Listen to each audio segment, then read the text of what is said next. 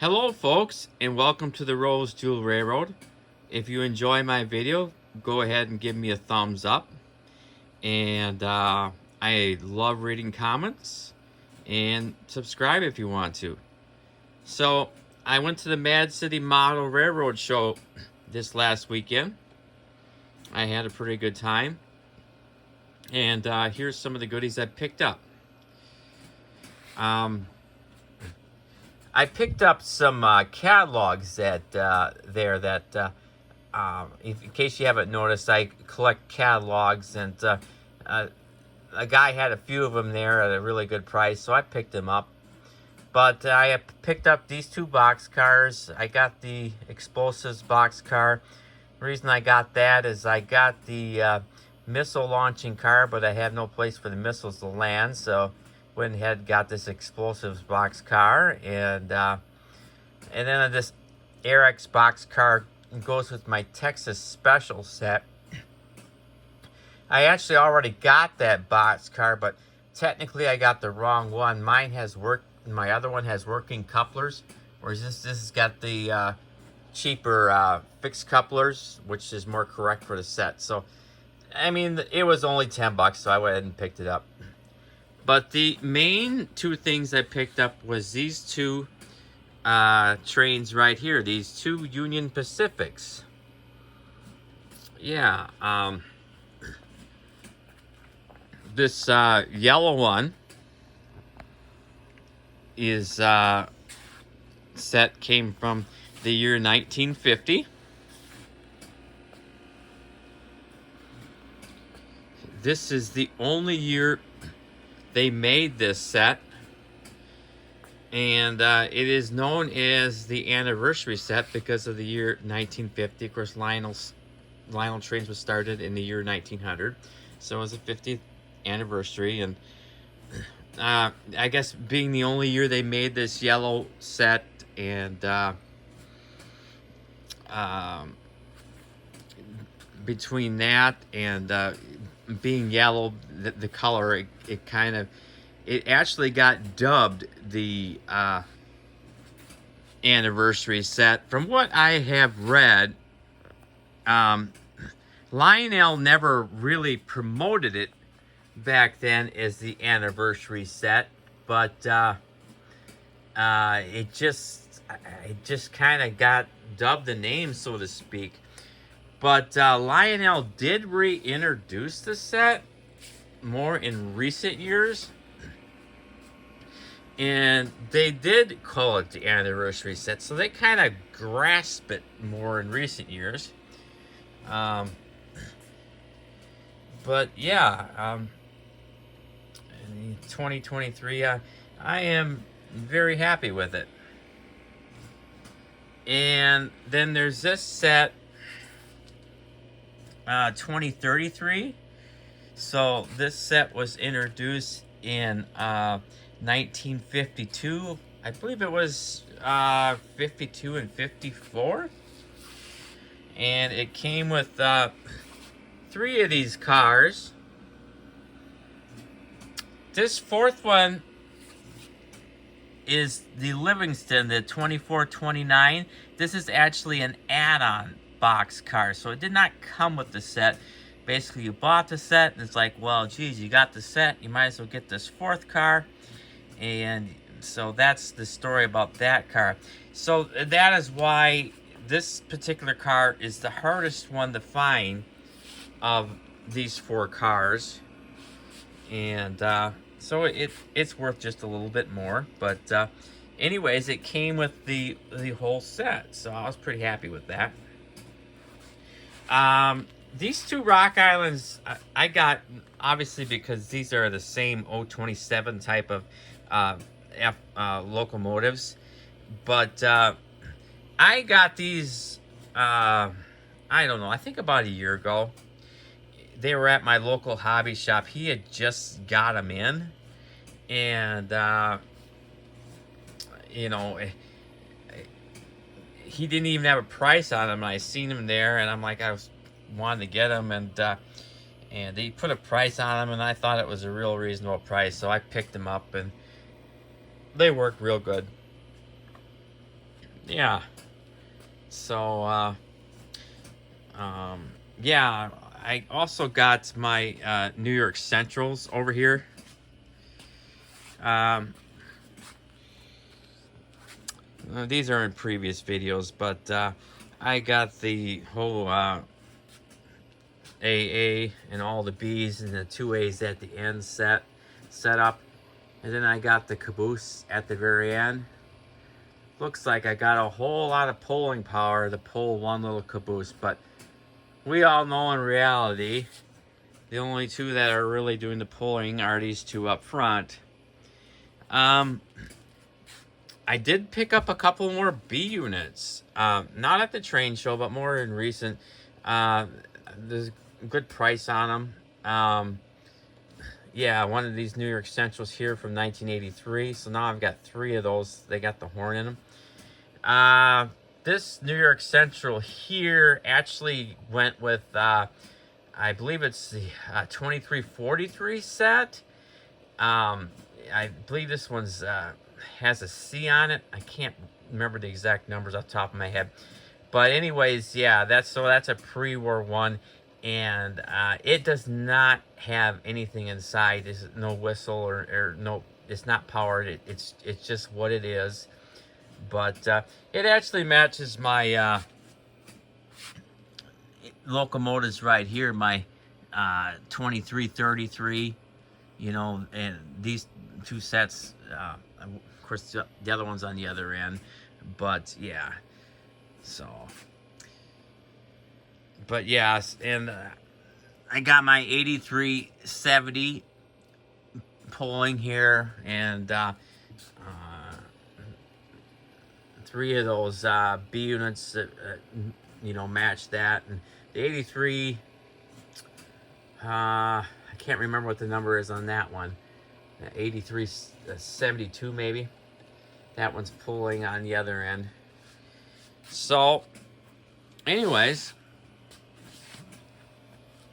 I think I'll get them going. But I've got a collision course here, so I've got to clear these out of the way. Boy, these little guys are quite heavy for what they are. You know, it always surprises me when you pick them up. They look so little, but they're like little bricks. All right. Let's see here. Let's start out with this yellow set here.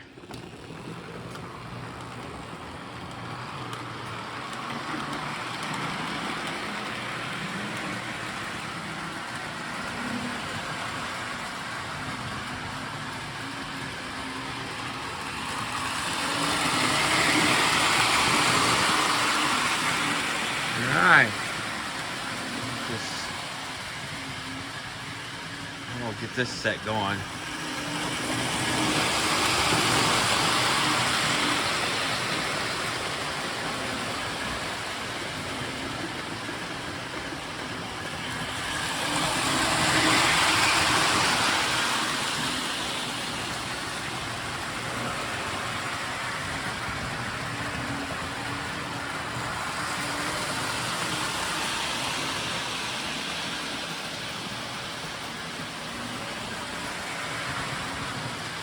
And of course the New York Centrals.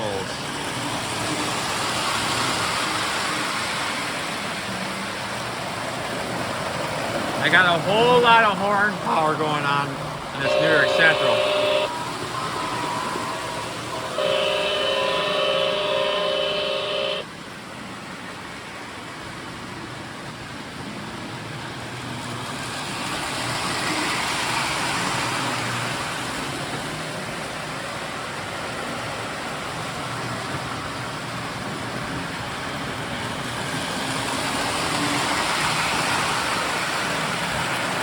Alright, I thought I'd take you over here to the catalogs.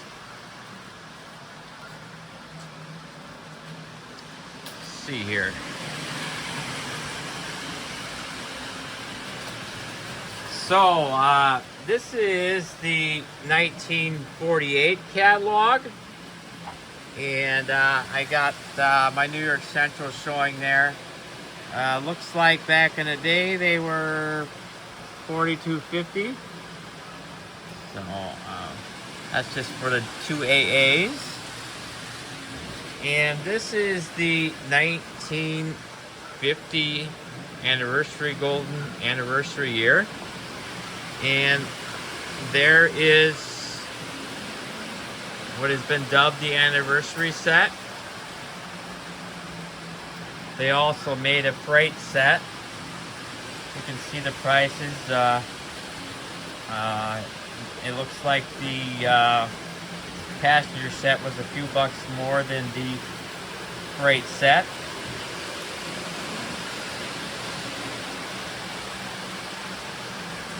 They did originally start out with gray on the hood, like is in this picture. And from what I read, Lionel pretty much did away with it because it was kind of hard to do it like that. So they did away with that, and then most of the sets are like mine. You know, there's exactly the same with the gray on the roof, but it's just yellow here. But these ones do exist, and they command a better price because of it. They're just a little bit more rare.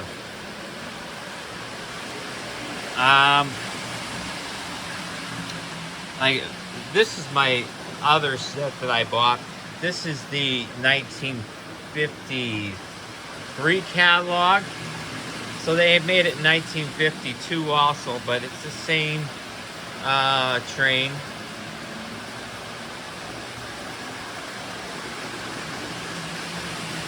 Looks like it was $66.50 back in the day. This catalog is the 1951 catalog, and the reason I got this out is because this one is also the 2023, just like the one I got.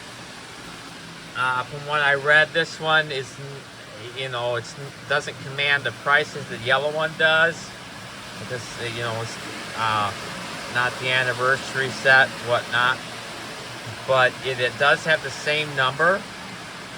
Interesting enough, you know, it's in 52 they changed it to 2033, so it's basically the same set. And then this is I did show you that. This catalog here is 1952, and these are my Rock Island A units. These were just sold like this, AAs. These were not part of a set, so yeah. And then we'll get much more modern here to 1983.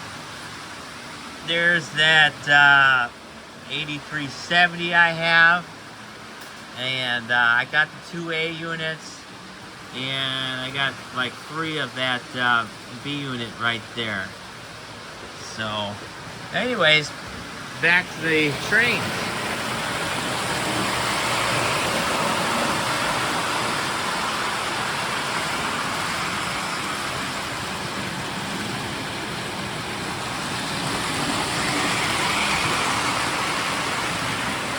Adjust the speed a little bit here.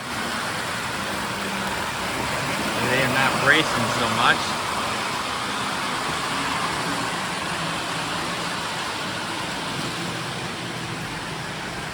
Okay.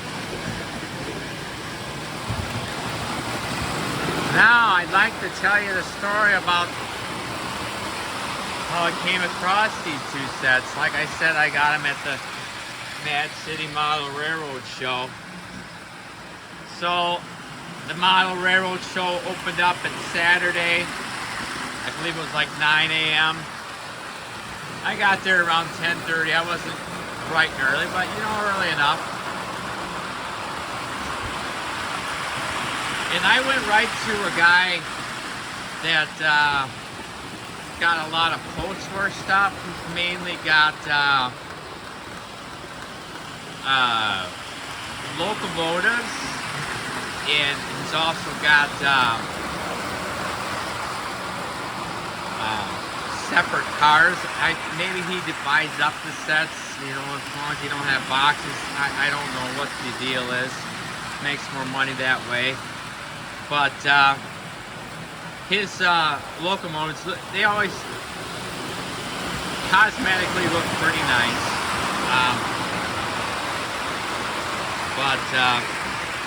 And I had a few things on my mind. I actually had a list of things that I was looking for.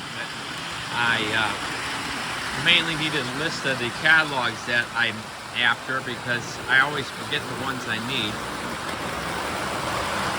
And a couple locomotives that were on my mind is one is I don't have a 2035, and I have always kind of wanted one. I got a 2025, which is basically the same thing, but yeah. But I did not see one at the show that I was interested in. I didn't see one, period. And the other thing I was kind of half-heartedly looking for was the 2343 set. I believe that's what it is. The New York Central set. That's the generation after this 2333. And I did come across a pair of A's in that, but they look pretty rough cosmetically, so I kind of turned it down. But anyways, so I got right in the show, like I said, about 10:30. Ran over to that one guy that's usually got the post-war stuff for sale, and of course he did. And I looked over all his locomotives he had. There wasn't anything I was really interested in. The stuff he had, I already had, or I just wasn't attracted to, except he had a pair of AA of these 1950 anniversary models, the 2023, and he had them in the box, and they were cleaned up. They looked really nice. And to be honest with you, I almost bought them right then and there. But, you know, I backed off. I told myself, hey, you just got to the train show. Don't buy the first thing you see. You know, I got a budget. And once I spend money, you know, on something like that, then, you know, if I see something else that I want, you know, I've already spent my money, or, you know, at least a good portion of my money. I may not be able to get it, but so I walked around the train show, and I actually walked through it pretty fast. I was mainly just hitting the dealers. I didn't really pay a whole lot of attention to the modular setups at that point. But I came across these two Union Pacifics. They were right side by side, same dealer. These two are at the same dealer, different dealer than the other guy I was talking about. But you know, I just was a little bit hesitant. I was like, oh, I like them, yeah. Do I pull the trigger? I don't know. They were really kind of dirty. And then I walked over by those other two AAs of that Union Pacific anniversary from 1950 that had the box. And I was like, well, geez, I don't know if I want to get them, because knowing myself, I'll get them and I want to get the cars. I said, the other guy's got the cars, you know. It doesn't look like they're as cleaned up as well and whatnot, but yeah. Well, then it would also help make up my mind. Right about then, a guy got his money out and bought those other AAs, those yellow ones. So I kind of made my way on over to these Union Pacifics again, and I looked at them and walked away, and I said, gosh, you know, if I buy one, I'm going to want the other one. And I'll buy one day and then I'll buy the other one the next day. And so I said, go ahead and try to group them together, and get a price that way. And so I finally walked over there. I'm ready to open my mouth and put a bid in, and I wanted both of them, and I said, I could get both of them, and we went back and forth a little bit, and agreed on a price. So I got them. Now I have to admit, I did not. They were sitting on their side. I really did not look that closely at them. I know I should have, but it's one of those things that they got signs up that say don't touch. Ask when you're interested, or and well, I was interested, so I should have been fondling them and seeing what they looked like, but anyways, I bought them the way they were, and when we were packing them up, I could see the roofs of them were it almost looked like a mildew on the roofs, and honestly, I didn't know if it would clean up. The yellow ones had like a mildewy roof, and then the silver ones was just almost like a rust color, and little rust spots. And how plastic can have little rust spots, I don't know, but that's what it almost looked like. But yeah, I got them, and of course I got my box cars and my catalogs, and I was pretty satisfied with what I did on Saturday. So I was like, and I walked around the show for quite a while, and I thought, well, you spend enough money here.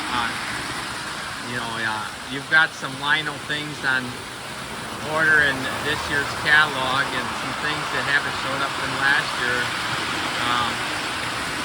I need to stop. So I walked out,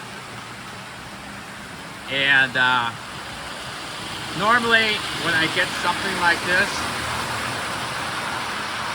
I had them all boxed up, and these, by the way, did not come with the original boxes. But anyways, usually I take stuff right in the basement, but I knew these things needed to be cleaned up. So I walked right over and put them on the dining room table, and got the kitchen sink ready. Had my soap and water, and I had 4 other things with me. I had a can of regular, like, liquid wrench penetration oil. I had official WD-40 penetration oil. I had a tube of toothpaste, and I also had some car wax along with some little brushes. Well, I started out with the dish soap.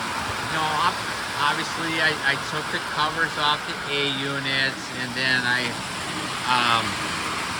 just took the covers, the tops off the passenger cars. The sides of the trains actually looked pretty good. It was basically just the tops that were actually just disgusting, and anyways, I tried soap and water. I started out with the yellow set, and I put a little soap and water, a little bit of scrubbing with a soft brush, and I thought I had it. But you know how it is, after that water dries off, it looks like I had did absolutely nothing. And that was the same with the silver set there. So I got the liquid wrench oil and tried a few spots, make sure it didn't damage anything, and sprayed it on there. It did no good. Tried putting a little toothpaste on the trains, did no good. Put a little car wax on the tops. It helped, but it didn't do enough. And then I got the WD-40 out. And first I started out with the silver train. And those little brown, like, almost look like rust spots.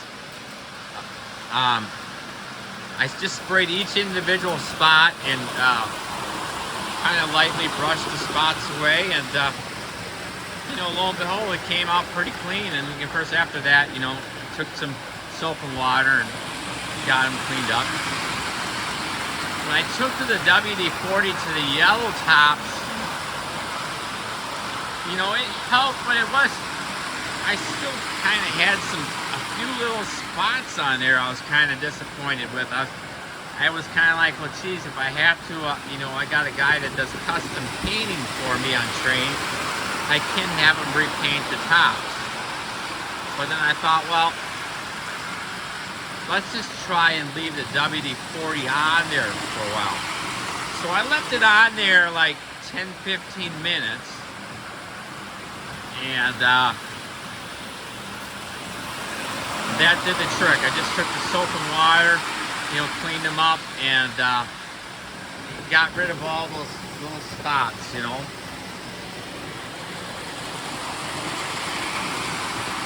And then after I got that far, the tops on the yellow train still they were clean. They didn't have those mildewy looking spots, but the tops were kind of oxidized. So I just lightly rubbed some oil on the tops of them, and hopefully that'll put some color back into them. I mean, they look pretty good now, and so I'm pretty happy with them. I don't think I'll have to have the tops repainted, you know. Yeah.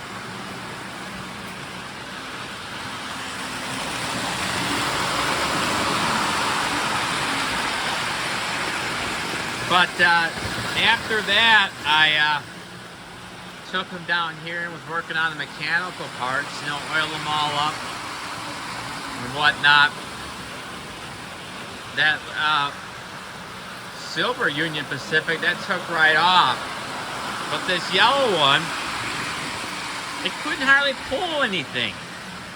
I mean, it could pull itself and then another A unit. And one of those passenger cars, but as soon as I added another passenger car, just sat there and spun, wouldn't hardly go. I thought, well, what's going on? You know, I thought, well, first I thought, well, because I had it, you know, they've got magnet tracks, and I thought, well, maybe I just need to put it on a tubular track, like I got the silver one, because the silver one's taken right off. But I just tried switching the two engines around, and of course the silver one was pulling the yellow set fine, but the yellow set couldn't hardly do nothing on the tubular set either. So I got to pulling it upside down, and of course the drive wheels are in the front. They only got one motor up front. They don't have the dual motors. It's just one motor up front. But on the truck with the four wheels, all four of those wheels move. And it wasn't on that. What I ended up doing is I switched up the bottoms with this Rock Island temporarily. And may have noticed that the colors ain't quite right. You know, if you look at that one, it's got red on the first day and white on the second. That's because that bottom actually belongs to the Union Pacific. I got the Rock Island bottom on that A over there. But let me show you what the problem was. If I can do this one-handed. So there is the, you know, there's no drive wheels like I said back here. I actually got that cover, I just don't have it on.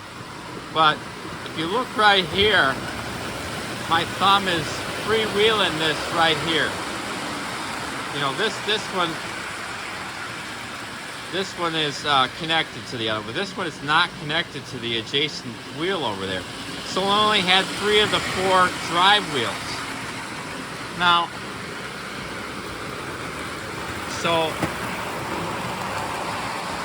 but it still surprised me because you would think that 3 out of the 4 would be fine. And not to mention, I checked the magnet traction. The magnet traction appears to be more on the gear side, but so yeah, evidently I'm going to have to get that wheel fixed so I can pull my train. But that's kind of a minor thing. If I can't get it going myself, I do got a guy that fixes my post-4 MPC era stuff, and he's got lots of parts on hand. I just don't have a lot of parts, and so he charges me a really fair price. You know, dare I say that he's kind of a buddy of mine now that I've did enough business with him. He's a good guy. So anyways, that's kind of the story of my 2 Union Pacifics, and I have to admit, you know, I've always been kind of attracted to these 2 trains. Of course, I didn't own them, but you know, I thought, well, if I got them at a good price, I'd get them, and that's basically what happened. But I had no idea how special this yellow train is. You know, I didn't know about it being the anniversary train, and I was looking on eBay and with the prices they bring, you know, for this set. I'm like, wow, you know, it's a good thing that I made sure I got the whole set, because those passenger cars, that's what's really expensive on the internet, you know, to get a set of 3 of those. Wow. You know, I mean, I was just looking on, for example, eBay, and a set like that I got about like this without the boxes. People are asking and getting, you know, $700, you know, and sometimes 600, but you know, $600-700 for those a set like this. So I can tell you I did real well on that. And you know, that silver set, I was looking on eBay also, and that set, if I wanted to sell it, it looks like I could get about $300 out of it, but I have no intentions of selling it. I enjoy my train, so like I said in other videos, that's why I really don't worry about getting boxes, because you know, the circulation stops here until I'm gone, because I hang on to them. So the boxes just don't bring a lot of value to me. You know, don't get me wrong, if they come with the boxes, I don't get rid of them, and a lot of times they're in better shape if they've got the boxes, but I do not dish out more because they've got a box. So let's put it that way. But anyways, this has been the Rose 2 Railroad, and give me a thumbs up if you liked the video, and Love reading comments. They're always fun to read comments from you guys and gals. And I could also use a few more subscribers here and there if you want. So it's all been fun. Take a little walk around the railroad here.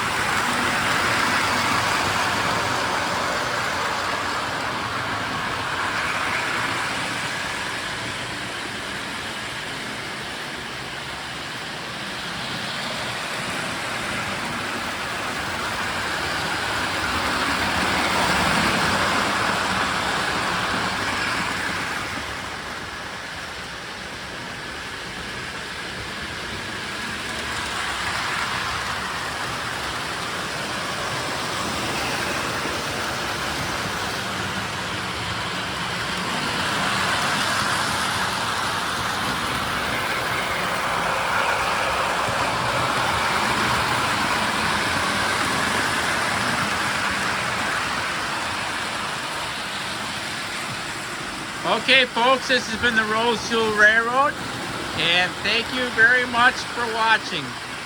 My name is Ken. You have a good day or good evening, whatever it is. Bye now.